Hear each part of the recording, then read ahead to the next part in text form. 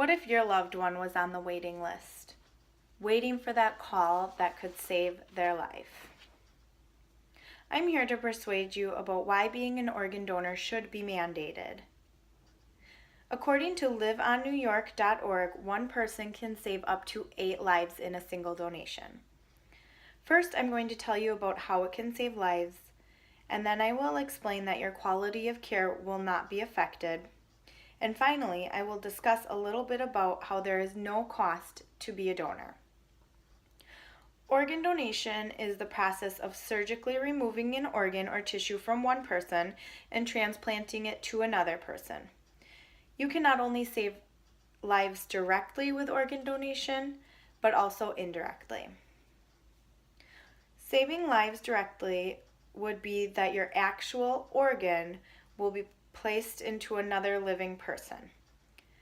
This may mean giving someone a second chance at life. Saving a person through donation, you will be a hero in the recipient's eyes. According to healthguidance.org, each month around 90,000 people are waiting for life-saving donation. And of those 90,000 waiting each month, about 20 of them pass away. Only about 45% of Americans are organ donors. For each person who becomes an organ donor, they have the potential to save up to 8 lives. Tissue donors can help up to 50 people improve their lives. According to liveonnewyork.org, this graph shows that a total of 22,965 organs were transplanted in the U.S. in 2013. So this is just the bar graph showing. It shows that kidneys was the highest transplant in 2013, and heart was the lowest with only 23 heart transplants. If we can increase the percentage of donors by even just 5%, imagine the lives that could be saved with just 5%. You may also be saving millions by organ donation through research. A lot of people may think because they have a medical condition they cannot sign up to be an organ donor. This is not true.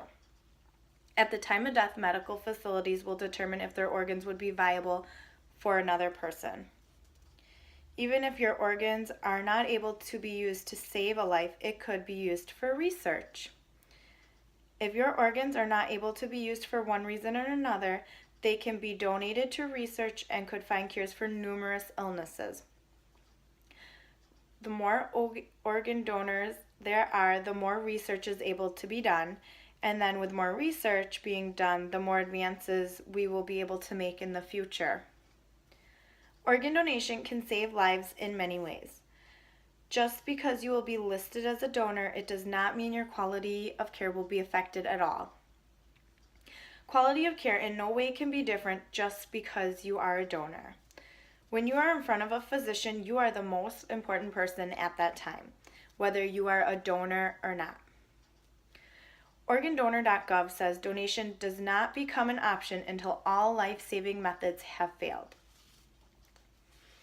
What this means is just because you are a donor, that does not mean nurses and physicians can treat you any different than anyone else. People may think that because you are a donor and your organs are very much needed to save several lives, they will still try their hardest to keep you alive to the best of their skills. Just because you are a donor, that does not mean your life is any less important than the person's life who you would be saving.